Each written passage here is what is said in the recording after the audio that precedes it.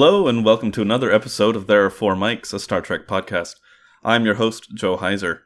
We weren't able to get together and record an episode discussing Enterprise for this week, so we thought we'd take the opportunity to try something a little bit different. The Star Trek universe is much more than just the TV shows and movies, especially with the vacuum that was created after the end of Enterprise in 2004. I'm talking about books, graphic novels, and video games. In this series, we're specifically going to take a look at one of the many Star Trek video games floating around out there. I'm sure I won't be inciting much debate if I suggest that most Star Trek games have traditionally seemed rather unremarkable. But it's my hope that as I sift through the titles and give each game a fair chance, I'll uncover more than a few that do the Star Trek universe justice. Now, if you have recommendations going forward, please let me know.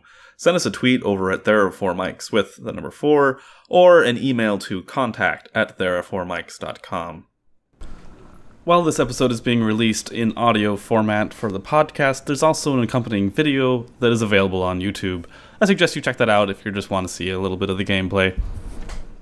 The most recent release seems as good a place to start as any. Star Trek Timelines, a free-to-play strategy game available on Android, iOS, and through Facebook. Space, the final frontier. But what if it weren't?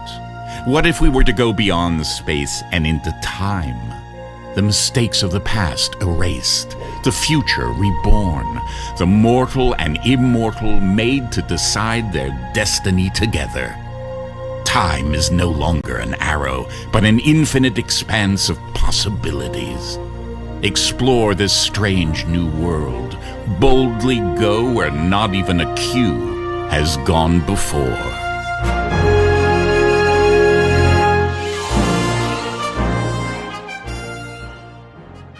Star Trek Timelines was developed by Disruptor Beam and released in 2016.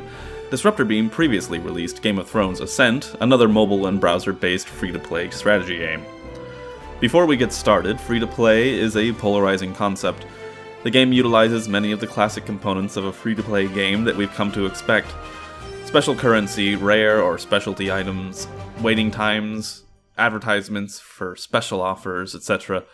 And while generally I'm suspicious of titles that rely on this form of revenue, I must say I was impressed with the amount of content I got, without feeling pressured to buy in just to keep the good times rolling. So if you are ready to dismiss the game based purely on free-to-play alone, I'd stick around and hear what else it has to offer. So, a not-so-brief overview. Star Trek Timelines wastes no energy and immediately drops you into the thick of things. Right out of the gate, you adopt the role of a captain of your own starship. You're in the middle of investigating an anomaly alongside a Romulan warbird commanded by Captain Tomalak. Q, with original voice acting by John Delancey, crashes the party and warns you that Starfleet may be out of its depth with this one. As if to prove his point, several ships suddenly appear, including none other than the NCC-1701 Enterprise, commanded by a very confused Captain Kirk, who is beamed to your vessel. Tomalak takes this as some sort of ploy, and you immediately enter into a space battle.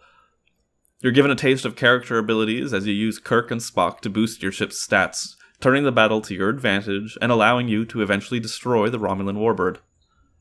Another warbird decloaks and destroys the Enterprise. Kirk is distraught, but after Q sends the warbird to Borg space as penance, he assures Kirk that yes, while his crew are dead, there are countless other versions scattered through time. Q further explains that the timelines and realities of the universe have become intermingled. People, planets, and ships from across all times and universes are converging and vying for space. And while he trusts you to take care of the warping around and starship battles, he intends to get to the bottom of this and sort it all out. You're given a set of prologue missions to complete, and then finally you engage with the main story. So, that takes us into gameplay.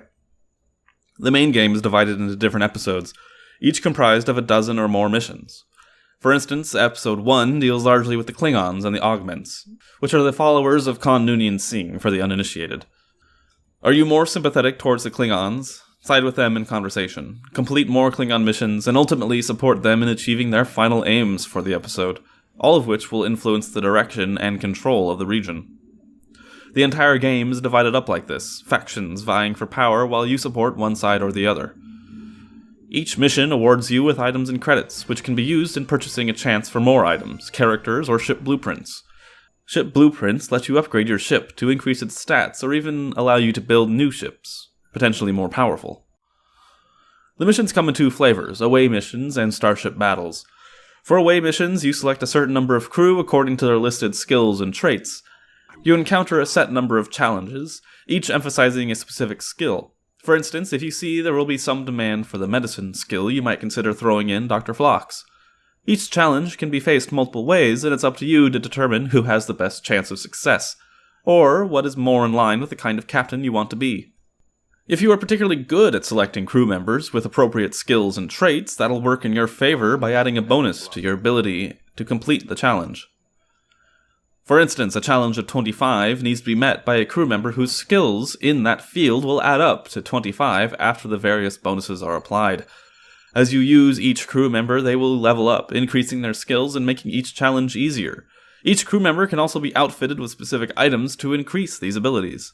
Starship battles are a bit different and largely take care of themselves. Your ship will automatically fire and evade. Your job is to apply the bonuses that your selected crew can offer. For instance, Travis Mayweather can increase your ship's maneuverability temporarily, making it harder for the enemy to hit. Outside of the main story, there are standalone distress call missions you can complete. These operate much like the episode-specific missions, but don't necessarily affect events unfolding in the galaxy. There are a lot of elements blended into Star Trek timelines that I really enjoy. There's a certain RPG aspect to it. Being able to choose your responses, enhance and upgrade your starship, leveling up your crew, and siding with one faction or the other all bring some semblance of roleplay to the game. It is not simply a matter of filling your crew roster and unleashing them upon each mission. There needs to be a level of strategy and reason behind your choices. The game boasts over 330 recruitable characters at this moment, more having been added since the game's initial launch, a trend likely to continue. Honestly, this aspect is quite fun to me. While most are variants of the same character, jazz musician Odo or boxing Chakotay, for example, it's reminiscent of collecting Star Trek action figures or trading cards. The ability to collect all of these characters and ships is certainly dependent on how much money you are willing to spend. The in-game currency is referred to as dilithium, which can be bought in packs of various sizes. You're allotted a certain number of free chances depending on missions completed, but it's obvious that if you were to rely on these free modes of resource gathering, it could take you ages to get even the next level ship. In my 10 hours of play, I haven't felt an overwhelmingly strong need to spend money, but if I were committed to collecting or progressing quickly, I can see why I'd want to, and you can be sure that they give you ample opportunity to do so. One thing to note is how power-hungry this game can be. I mention this here because gameplay can really be hindered if the game locks up indefinitely, which it has. My phone is no spring chicken, a Nexus 6 running Android 7, but it's still a decent device. During starship battles especially, where 3D really comes into play, there are times when it's obvious my Nexus is struggling to keep up. Lagging interrupts the music and sound effects, so it can make for a grating experience all around, especially if you've got headphones in. Now, story. The story is comprised of smaller stories, contributing to the overarching theme of temporal chaos and how you handle it. You won't find yourself wiping away tears or bursting into laughter, or even aching over ethical dilemmas, but there's enough there to keep you going. The game continually introduces characters or their counterparts as the episodes develop, which certainly helps to keep interest and engagement up. What's most impressive to me, I suppose, is that the game has enough story for me to require more than one sentence to accurately describe to someone. I don't generally associate that with free-to-play mobile games, but Disruptor Beam managed to bring an original plot to Star Trek Timelines. The graphics. The graphics are pretty slick. The 3D starship battles look great for a mobile game especially, and each character has original art. Sometimes the character art can be a bit odd in one way or the other, but it's easy to overlook the occasional haunting rictus, or a disproportionate limb. The music. I love the music. It's very Star Trek, but it's distinct enough not to feel pulled from any one series. It takes obvious inspiration from The Next Generation and the original series, but it stands on its own. The sound is complicated. I think the sound effects are generally quite good. The problem is that many of them are obviously pulled from episodes or movies, and so don't feel like they mesh quite the same as original sound effects might. And speaking of pulled from episodes, the handful of other characters given a voice are actually lines pulled straight from the screen, which is not bad per se, but it does give the game something of a soundboard quality when you're cycling through your characters.